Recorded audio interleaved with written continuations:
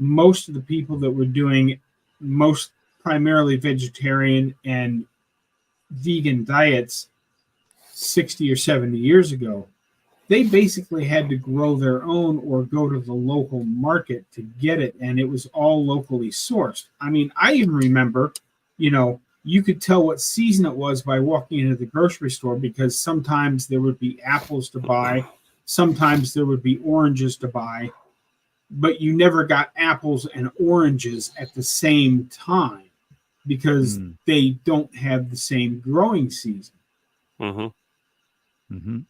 Yeah, definitely. Let's see here. Scooby the dog is saying hi to people. All right, I got this up on my channel as well now. Okay. Oh, cool. all right. Glad you made it. And we've got, Scooby the dog was asking whose birthday is it? It's mine. Yes, it is my birthday. I am 61 is today years the old actual today. day? Yeah, today's the actual day. I was born on May the 10th in 1963. Okay. Let's see here. Thanks, Rick. Let me get down here. People saying hello. There we go. Well, I think consumers of YouTube or any information have to use discernment and think of themselves. Yes. He has the right to say what he wants. There are far worse giving health advice on. Yeah, and I agree with that. There are worse, but just given where he came from, because he wrote a book called, what was it? The Carnivore Diet? Code. The Carnivore Code. So he got a big following doing just carnivore the way I believe it should be done. But then he runs into problems. He adds fruits and honey into his diet. And now all of those people that had started to get healthier by following him are now following him into the realm of fruit and honey. And I think that's a bad thing. I agree, everybody needs to do their own research and decide who they're going to listen to. But, if Dr. Berry changed course and started saying, hey, guys, I've found out some new stuff, and I think you should, stand on your head and eat one handful of Cheerios every day, I would probably try it for a few weeks just to see if it works, because Dr. Berry suggested it.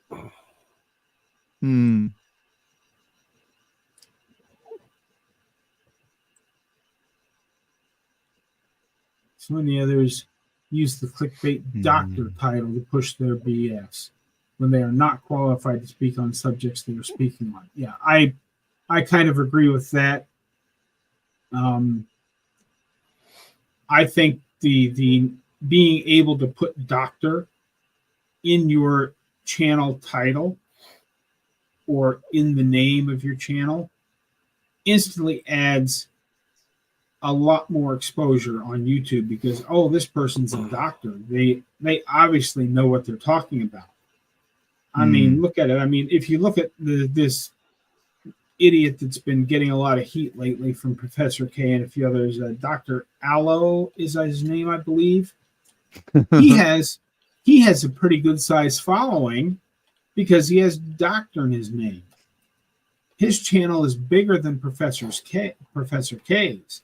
Yet Professor K, because he does not have doctor in his name or in his title, even though I know he probably has at least one PhD that I know of, and he would have the right to put doctor in his title, he does not, and therefore he's looked on by YouTube's algorithm differently, even though his information is good, and the guy with doctor in his name, his information is not good. Either of you guys have any thoughts on that? Let's start with Dave, since he's the newcomer. I think that if you're not, I'm coming in a little bit late in the conversation, but just to say, if you're not actually a doctor, then, or you're not a doctor of that particular kind of area, then you shouldn't be using doctor. Because I notice it myself, like if I actually interview a doctor, like Malcolm Kendrick, for example, and you can say doctor in your title of your video, then it's going to get a lot more exposure, because people are going to go, okay, well, I can trust this information more. So I think, yeah, it's not great. How about you, Rick? You have any thoughts on this subject? That's a good question. I was looking online to see what I could see, but now my keyboard stopped working. What is this? Oh, it's got a loose connection. That's what it is. No, the thing is that a lot of people, they just, like you said, they go by credentials. If you happen to have PhD or doctor or something like that, you're always going to get more attention. That would be like if I gave somebody advice, they'd go, well, you're just a quack. I mean, what do you know? If I try to give somebody diet advice, I don't even bother, because they're not going to listen to me. I couldn't even get my own parents to listen to me, and I was just telling them, look, I eat this way and I feel great. Oh, no, it's bad. It's bad. But they look at, like, was it Dr. McCullough, or there were several doctors back then. The one that they didn't pay attention to was Dr. Atkins, because that was a bad guy. That was the one that was going to die of a heart attack. But then there was a couple of others. Then they had that goofy macrobiotic diet. But anytime you had a book that had the name with title doctor, that always seemed to be, instant respect. But everybody else, who cares? Okay. I'm going to jump back into the comments here in a minute, and then I'm going to come to you, Dave, and ask you what topic you want to talk about today when we get down through the comments here, so you can be thinking about that, because I put Rick on the spot early in the show, but now since you're new here, you get to pick a topic. Okay. A local barbecue place has T-shirts that say, "I didn't claw my way to the top of the food chain to eat vegetables." Yes, indeed. I consider myself pretty smart and savvy, and I was taken in by a vegan doc because I was desperate. Luckily, I only lasted a couple of months. It's always entertaining to hear Rick talk. Yes, it is. I enjoy my conversations with Rick.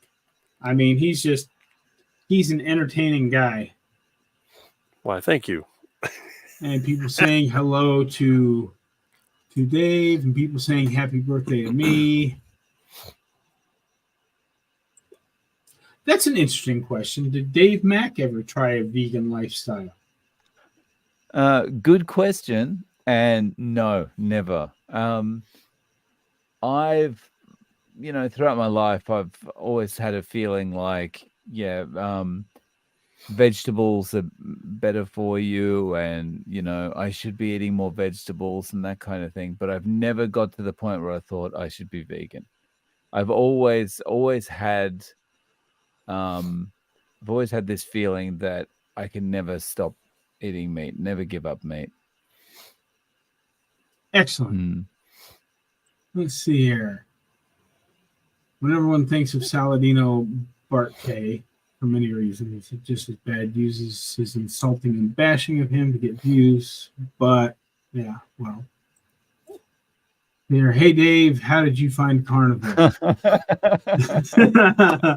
The question you always ask everybody, right? And we will hold that question for a full video at some point, because I know your story. I've heard your story, but we only have about 40 minutes left in the live stream, and I want to get to some other questions and topics as well. But I hope you were trying to be cute with that question, because that is a good one. Kathy says, hey guys, Kathy here from sunny SoCal. Hey, Kathy.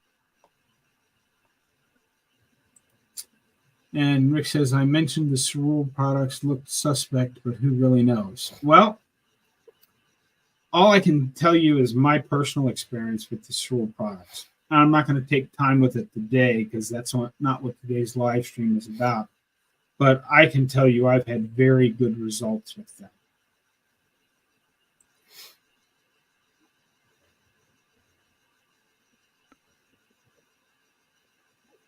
factory processed powders full of chemicals. Well, the reality is that there aren't really chemicals in the cerule products. They are made with a cyanobacter that is harvested from Klamath Lake in Oregon. It's the only place in the world that this stuff grows.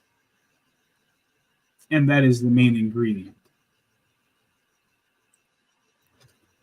Marilyn says, happy birthday, Bob. Hey, Marilyn, I'm glad you made it. Jay is here. Hello, Jay. Oh, look who's in the house. Carnivore Hippie. Hey, Carnivore Hippie, I'm glad you made it. Hey. And Lynn Tucker Carnivore. Happy birthday, Bob, from Dr. Lynn Tucker Carnivore. Anna is here. Hello, Anna. Hey. Yeah, I almost bought the Cerule Hype. Well, it's actually Hey, not William. Hype. If you go to the Cerule website, under one of the tabs, you will find the science. And the science that is available was all done by people trying to prove that Cerule was a scam. And all they found in their research was that the Cerule products do exactly what they say they will do. Hi, fellow meathead here from Philadelphia, Pennsylvania. Hello, Nan. Glad you made it. Hey, Nan. Happy birthday, hey. Bob. Hey, Yeah, Cassandra. we're getting some new people in, obviously followers from Dave's channel, because as soon as Dave joined us, we spiked up another 35 or 40 viewers. Because That's a good thing. Let's face it, Dave Mack is a celebrity, and we're just the plebes of the carnivore world. And the quack. The quack. I'm a quack. I admit it. Mm-hmm.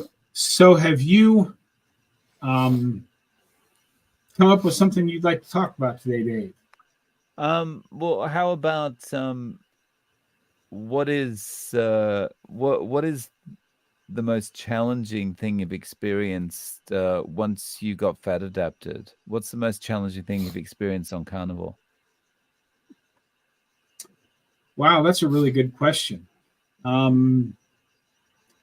don't really know that I've had something that I would call most challenging. Of course, early, while I was fat adapting, I've mentioned this many times, the most challenging thing I had was, shall we say, bathroom issues that were sudden and explosive. But since that has passed, I guess the biggest challenge I've had still is my craving for pizza. Ew. I know, Rick. Stop it. But, you know, I was always a big pizza eater. I like pizza. And as I was driving truck over the road for 25 plus years, I knew which towns had the best pizzas that I like. But yeah, I know you're shaking your head there, Rick. But I haven't had any of those cravings for pretty close to 8-9 months now. But especially the first year, I still would find myself reaching for the phone to order up a Domino's or a Papa John's. I've managed to resist, but I still get them occasionally. How about you, Rick? I know you haven't had a craving for anything outside the diet for 40 plus years now. Have you had any challenges other than perhaps trying to run a comb through the lard in your hair? I've had a lot of challenges. My biggest challenge is finding a good deal on quality meat. You know, a lot of times I go to the store, the price is way up there, and I'm trying to find out what day they're going to have the sale. They usually mark down the meat in the afternoon, so that means I have to make a special trip over to the Winn-Dixie, try to get a deal, or hit the dumpster over, once in a while. That's my biggest challenge, is finding good quality meats. And the other challenge is dealing with some of my friends when they have their get-togethers, because a lot of times they don't remember that there's certain things that I don't want to eat. I think a lot of times people think, well, I can't eat it. I said, look, I can eat anything I want. I could eat out of the dumpster if I wanted to. I just don't want to. You know, would you want to eat nasty food covered in maggots? No. Now, if I was a duck and I saw food covered in maggots, I'd be super excited because they start tapping their feet and they come running to you. When they see the maggots, they're like, you know, but that's a bird. But my biggest challenge has been just trying to find good quality meats, and a lot of times trying to help other people to understand why I don't want to eat their cake or their pizza. You know, you mentioned pizza. Why in the world are people so crazy about pizza? You know, instead of having a pizza, I'd like to have a heart attack burger. I mean, think about it. If I had a whole pizza or a heart attack burger, which one? Well, I mean, now that you're carnivore, would you rather have a heart attack burger or a pizza? That's a good question. Because what is a pizza? It's some nasty bread, and then there's some vegetable oil, and there's some kind of mystery sauce. There may be pepperoni. There may be anchovies. And of course, if you're a sardine hater, you're not going to have anchovies on your pizza. And then there's cheese on top. So really, what's the big deal? You know, you have a heart attack burger. It has meat. It has cheese. It has eggs and pork rinds. And it's so delicious. You know, when the burgers are cooking, they're sizzling. It smells good. You know, you're heating up your heart attack buns in the fat. And all of a sudden, you're like, oh, it's just so delicious. You think, why would anybody want to have a pizza? Even heart attack chicken. I'd rather have heart attack chicken than a pizza because it's so crunchy. It tastes so good. It's so easy to cook. You know, you put your tallow or lard in the stove, you turn on the heat, throw the chicken in there, and then as it cooks, it smells better and better. And when you bite into it, it has that nice crunch. It's so good. And, you know, but I don't know. What temptation is there, really? Okay. And a quick comment by John here. He says, "Hey, Dave, I see you rolled out of bed and put a hat on."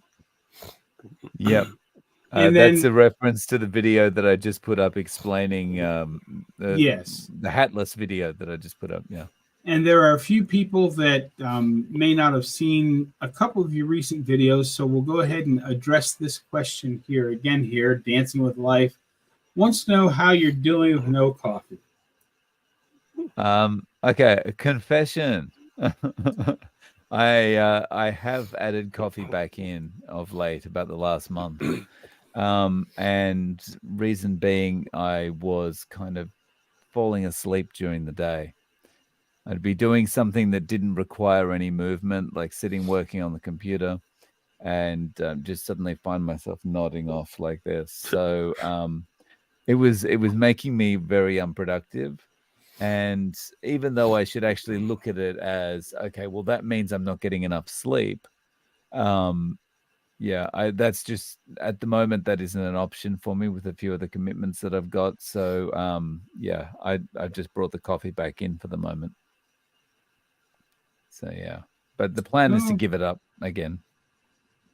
Yeah, and I'm currently on day 40 of my 60 days no coffee. And I still don't feel any different. I mean, I've done 2 different 30-day experiments and thought, well, maybe I just didn't give it enough time. So I decided to do a 60-day run this time. And I'm still not noticing any difference, positive or negative. And I'm going to give it the full 60 days to see what happens, but I stand by what I've said in earlier videos that I don't think I really have any positive or negative effects from coffee. The positive effect, of course, being is that I like coffee. So we'll see what happens as we move on down the line here. John says, quack, quack, quack. So he's obviously talking to, yeah. Yeah, I'm the only quack here.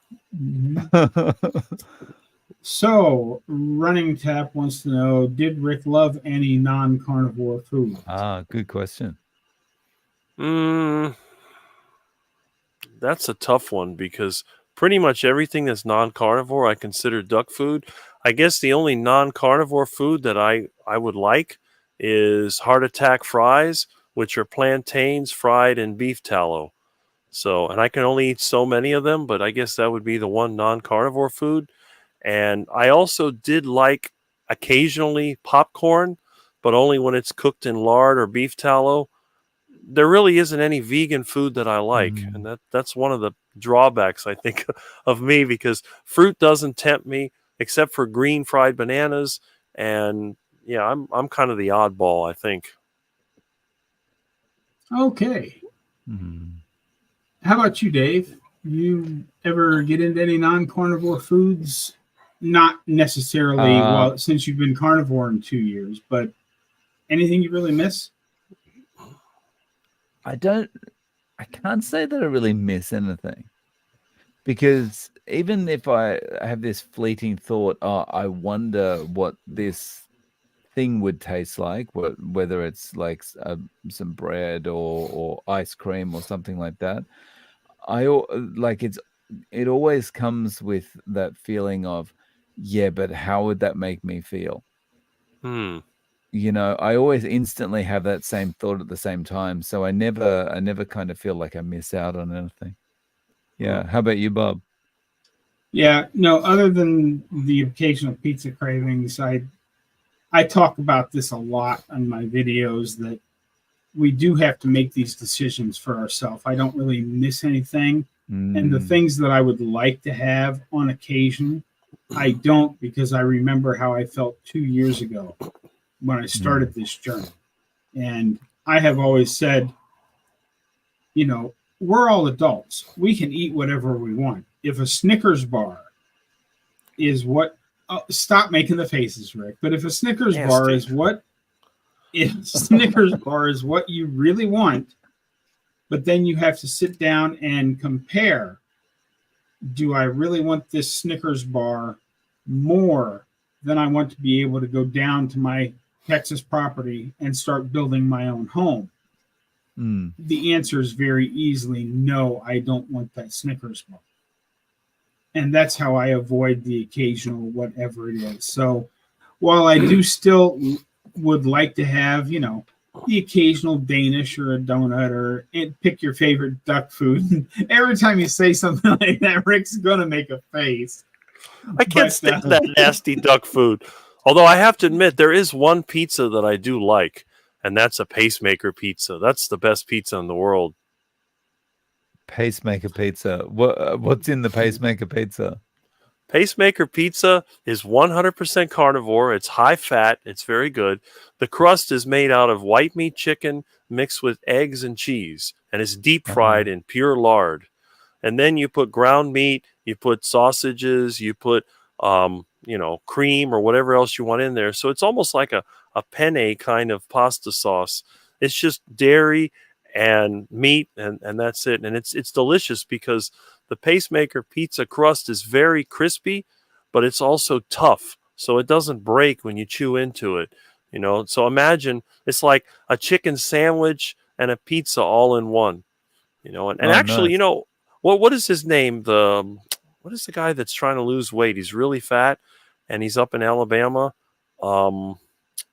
Carnivore Kip. You've seen him. Oh. Yeah. He actually one time took a regular pizza and he just ate the meat and cheese off of it. I thought that was pretty clever. That's the good part of the pizza. But then it was sad that a bunch of these mean people started criticizing him. And a lot of times I think they've they've hurt his feelings. They're just, some of these people are plain evil.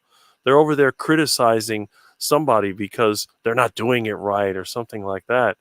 But when it comes to pizza, obviously I don't like it. And it's like a lot of the food you mentioned, the donuts, because he's also tempted by the donuts and bagels and stuff like that. And I don't understand it. But again, I'm not going to make fun of somebody. I may make a bad face, but I'm not going to say you're a bad person because you're eating duck food. Because the thing is, I love ducks. I think they're cute. They waddle around, they act silly, and I feed them that nasty stuff. And you don't see me saying, "Oh, ducks are garbage." No, I love ducks. It's just, I just make a funny face when people offer me. It's like when you're a kid and they offer you veggies. Here, have some veggies. What do the kids always do? Ugh, get that away from me. I've never seen a baby that goes, "Oh, veggies," and they want it. They're always like, "Ugh, here, have your veggies. Open your mouth, close your eyes, and you're going to get a big surprise." And then they get the veggies. Like, more celery. Let me have more cooked carrots. Patrick is here. I believe it says hello from France. Happy anniversary. G'day, Patrick. How you doing, Patrick? Uh-huh. I stay away from anything processed, no matter how good the reviews. Josephine says, howdy, beautiful people. Happy birthday, Bob. Hello, Josephine. I'm glad you're here. Hey, Josephine. Let's see here. I'm making a carnivore pizza right now. Chicken crust and homemade super low-carb sauce. Yes. That way I know what's going into it. That sounds good. See, that's one pizza I would love to try. Nice. Awesome. Bob, if you end up doing the Appalachian Trail, you should have subscribers all along the way meet up with you and upload videos of those meetups. That would be fun. We'll see what happens. Yeah. And DC Learning Live says, I'm with you, Rick. I'm far enough behind in the comments as I don't know what they're with you on, but that's okay. I have MS and trying to heal my symptoms. I'm full lion at this time, feeling pretty good. Happy birthday, Bob. Yes, I have no experience with MS, but I do know there are a few of them out there on YouTube. I've seen interviews with people, and they have, if not completely healed their symptoms, they've lessened them significantly by going full lion, which for those watching, if you don't know what a full lion diet is, it's just ruminant meat, salt, and water. Happy birthday, hey, Bob. Mandy. Hi, Dave. Hi, Mr. Heart Attack Chicken. Fab, you're here together. Hi, everybody. I'm glad you made it, Mandy. Yeah, good day, And Mandy. yes, there are some people saying that we hope you succeed, man. We do. We all hope you succeed in that. You know, it's ironic that I'm known as the heart attack guy, and I haven't even had a bypass. So, you know. Yeah. This is a good question. The way it's worded, it says, can you put spices on your meats to cook? Yes. Why not? Do whatever you want. You can do whatever you want. Ideally, I don't know. I tend to just use salt. I originally was using salt and pepper. And then when I cut out pepper for a while and then went back to it, I realized that pepper was one of my problems. So what I suggest on my channel is try just salt for 60 days. And then if you like the other spices, add them back one at a time for about a week at a time, so you can tell if you get a reaction to that spice. And then if you don't have a reaction to it, I think it's perfectly acceptable to use those spices. But what do you say about that, Rick? You know, it's funny you mentioned that, because people ask me all the time, do you put spices on your meat? I said, no, I do not.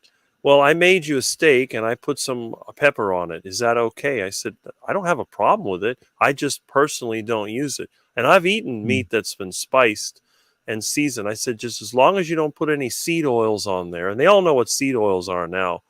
But I've had people put pepper, onions, and all these things. And honestly, I can eat all of those and it doesn't bother me. But you have to realize I don't eat this stuff on a regular basis. So it hasn't really built up in my system. But I think some people, they put so much spice on the meat and then they wonder why they get indigestion.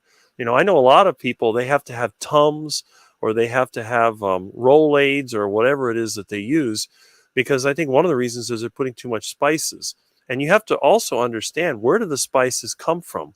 They come from parts of the plant like seeds and roots, things that are defended. A lot of those spices are there to keep the pests away. They're not there to make something taste good to us. It's just, I think people get adapted to it. So I don't use spices on my meat. I don't even put salt on beef. I am against the use of salt for anything except for poultry and maybe fish. I do love salt on my heart attack chicken, and I will salt shrimp. Fish, it depends on the type. I don't really like it too salty, but you'll never see me put salt on a burger or steak. You know, I like beef so much, and I think once you've been a carnivore this long, you appreciate the natural taste of meat. If it was safe, I would just eat it raw. I don't have a problem eating raw meat. I generally don't do it because I don't want to get sick. Of course, I've never been sick, even though I've done it a few times. But I think when it comes to spices, that's your choice. If you like the taste of it, like Bob says, and it doesn't bother you, go for it. Why not? But if you're having problems, it might be a good idea to just quit all the spices for a while and see what happens. And you may be surprised. You may find out that that pepper you were putting on there may have been causing you some other problems. Have anything to add to all that, Dave? Yeah, no, I think your answers are good. I just want to emphasize what one of the things Rick was saying is like, you can eat whatever you want. You know, you can have that spice, you can have that, you can even have that ice cream or whatever if you want. The problem is when you're having it all the time and it builds up and, you know, you get addicted to it, but also, you know, it's not, as it's building up, it's getting worse and worse for your body. And that's when it just takes over, you know? So it's how you react to it, and it's the dose, I guess. Okay. Got a question down here. Bob, what 3 things would you like to accomplish during this next year? Obviously, I'd like to get down to Texas and get started on my house. There are so many projects down there, I could cheap out on the question and say, those are the 3 things I want to do. I want to get my house started. I want to put in a fence. I want to put in a water tank. I want to put in a proper driveway. But I'll just Texas as one. One of the things that I really hope to accomplish this year, which will eventually lead to me being able to through hike the Appalachian Trail as well, is my knees are still a little stiff. Now, I can get up and down off the floor. Like I do push-ups every day, but I do them close to a chair or a bed because I do still need a little bit of a push on something to get myself up and down off the ground. I cannot go out and lay down in the middle of my yard and then get back up again without a lot of struggling. So I want to continue to improve on getting up and down so that I can get up and down off the ground easily, because to through hike the Appalachian Trail, you have to be able to sleep in a tent or a hammock or something, but mostly it's getting up and down off the ground easily, because you know you don't want to start your day with a 20-minute struggle trying to roll in just the right way to get yourself up off the ground. So that's what I'd like to accomplish this year. Do you have any goals like that for the year, Rick? I have a lot of goals. My first goal is to get my truck back where I can rely on it. And I'm like you, I have a lot, but it's over there up in Florida. It's by Lake Okeechobee. I need to see if I'm going to keep that or if I'm going to move somewhere else. Plus, my house here is falling apart. My roof is, well, let's just say not that great. I have a tarp on it and I have plants on top of it to keep the water out. I need to fix that. Plus, I have a bunch of stuff I'm going through. I have stuff still from my mom. I have stuff that I've got put away. And I have a bunch of projects. You know, my bulldozer's broken. My other Bobcat's broken. I got enough work to keep me busy. Plus, to make money, you know, doing work for other people. And what I'd really like to do, if I can, is to find a way to make better YouTube videos. Now, again, I'm on YouTube as a hobby, so it's like the bottom of my list. I'm not like some of the YouTubers that are out there making money off of it. In my 16 years on YouTube, I have yet to make a single cent. And also, I always wanted to go on YouTube to meet people. I have not met anybody in person yet in 16 years.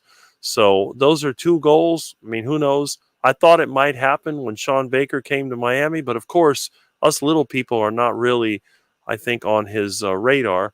And, you know, when you have money like that, you usually stay in a part of town that us poor people don't go to. But who knows? There might be somebody that comes down.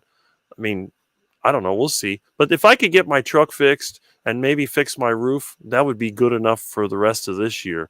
I'm hoping in the next couple of years I'll be able to move somewhere where I can have a better lifestyle. That would be my ultimate goal.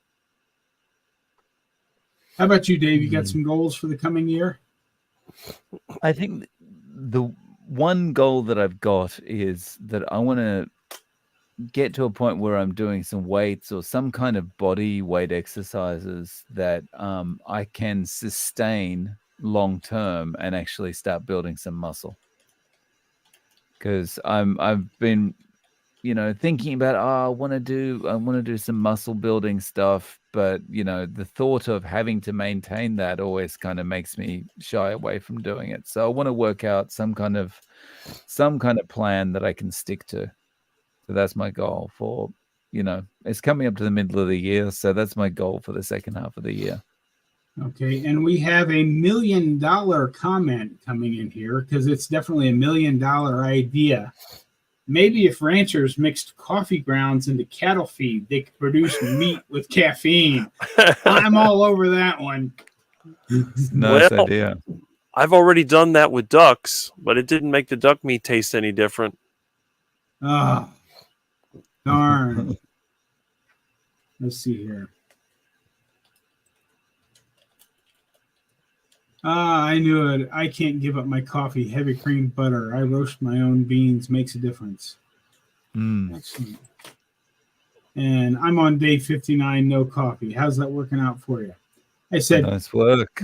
Coffee is one of those things that is very divisive in our community because there are the hardliners that say you shouldn't have any plants and coffee is a plant. And I understand that point of view. But the comment that I made back when I first started my channel still holds true today. I do not drink coffee for my own well-being. I drink coffee for the well-being of people I come in contact with every day.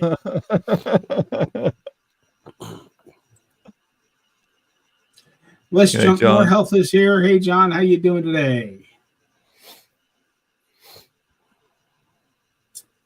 Let's see here. And John's in Florida too, Rick. Oh, that's good to know. Yeah. Yep, let's see here. There must be a few of us here. Let's see here. I've handled pizza parties at work by just scraping the toppings off slices of pepperoni pizza, pepperoni cheese, and a little sauce. Just don't eat the bread. Yeah, that's and I have done that, and I do remember. I don't remember where it was, and it was about 1.5 years ago. I was early in my carnivore journey. I went out to eat with some friends, and we went to a pizza place, and it was one of those places where you all get your own pizza, and it was like a 12-inch pizza for $5 was their special for the night. And I put one slice of crust down, and then scraped all of the toppings off the whole pizza onto that one crust. And that's what I ate. So I did eat one piece of crust, but that was... And, you can do something with the crust, too, with the pizza. There's you don't have any ducks over there, do you? I don't. Okay. I knew you were going with that you could feed that pizza crust to the ducks. That's right. But I don't have any ducks. Ducks is another one of those things that if I can find a breed that is hardy enough to survive in the desert, as long as I have like a kid's swimming pool filled with water for them to climb into. Muscovy duck. That's what you need. And let's see here. Running tap or soft pretzels. I miss Philly pretzels. I've been to Philly. I've had some of the street vendor pretzels. I'm with you on that one, man. Those were really good. Let's see. I'm just trying to get through a few more of these comments because we got about 10 minutes left here. Wink. And Finn Bear's here. Happy holidays, Bob. Hey. I'm afraid my expressions are like Rick's. I can't help it. I understand. I put spices on my meat every now and then, but after about 8-9 months on carnivore, I can scarcely handle most of them anymore. They tear up my guts. Yeah, and I've never figured out what it was. Back early in my journey again, I had one serving left of some taco spice that I used to love to make taco meat with. And I thought, well, other than a little spice, that taco meat is just ground beef. So I used the last of my taco spice to make a big bowl of ground beef taco meat. And it tore me up. Now, I have since discovered that I can have red pepper, but not black pepper. And I can have cinnamon, but not nutmeg. And a few other things here and there. But I don't, at this point, I don't even care enough about adding spices to my food to really take the time to figure out which spices that were in that did it to me, because I just don't use any of it anymore. But again, it's a good experiment, you know, because I know a lot of people that they're like, oh gosh, I love ground beef, but I can't just eat ground beef. I have to put some salt on it or put some mustard on it. And whatever, you know, whatever gets you through the day. And as I've said many times, I even said it earlier in this live stream, if you don't enjoy what you're eating, the odds of you sticking with your meal plan are much less than if you enjoy what you're eating. Good point. Let's see here. I made Chris Cooking Nashville's burger buns yesterday. They were delicious. I tried a few different recipes, but his was by far the best. Oh, no. Yes. And, you know, I've heard this about white pepper being easier to digest than black pepper. I have been meaning to try it. There is somebody that watches my channel that's local that says at some point when we meet, they're going to let me try a little bit of white pepper, because white pepper is a lot more expensive, and I don't want to buy a whole thing of white pepper, use it one time, and then have to throw it away, because I'm an old man on a fixed income. I don't spend any money I don't have to.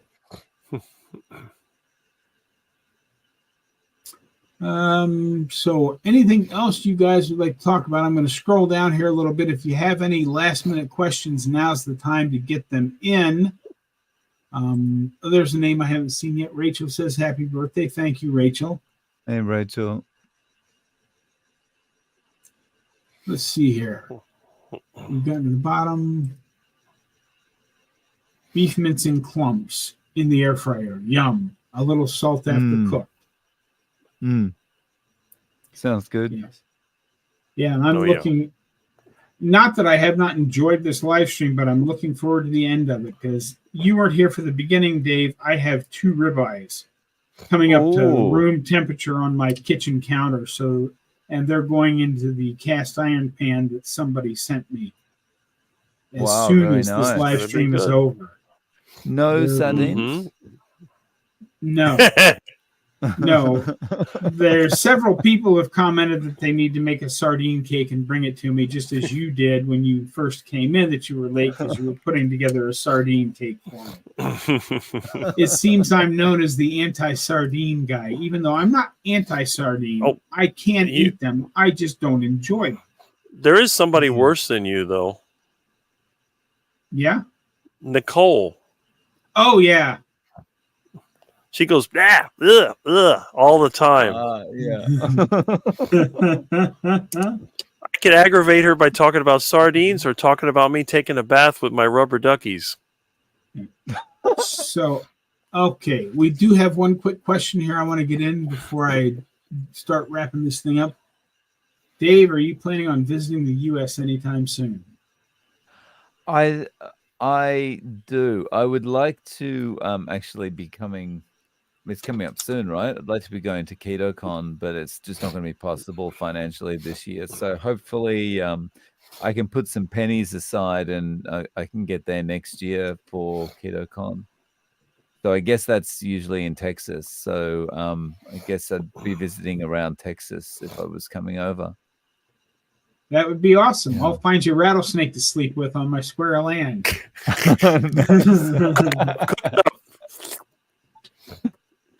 So before I let everybody go, we'll start with Rick. Rick, what do you got coming up over the next few weeks that you'd like everybody to know about? Well, just the usual, you know, my occasional videos. I have the projects I want to do here. Obviously, you know, there's my truck, there's the van, there's, doing things around the yard, the ducks, but really the main thing I want to do, I'm trying to figure out how to get some kind of software or hardware that works, because I have a list. I made a list of subjects I want to do for videos, and it's already about 40 items on there. Everything from the carnivore diet to what you would appreciate, homesteading and independent living. And also my homemade generator, wood gas. I do a lot of different things. And of course, I want to break out one of the old chargers and start it up. It's been sitting for about 3 years. So it's about time to, put some fuel in it and take it for a drive around the neighborhood. So we'll see, how that works out. But yeah, that's pretty much what I got cooking. Okay, and Dave, what do you got coming up in the future here in the next few weeks that you'd like everybody to know about?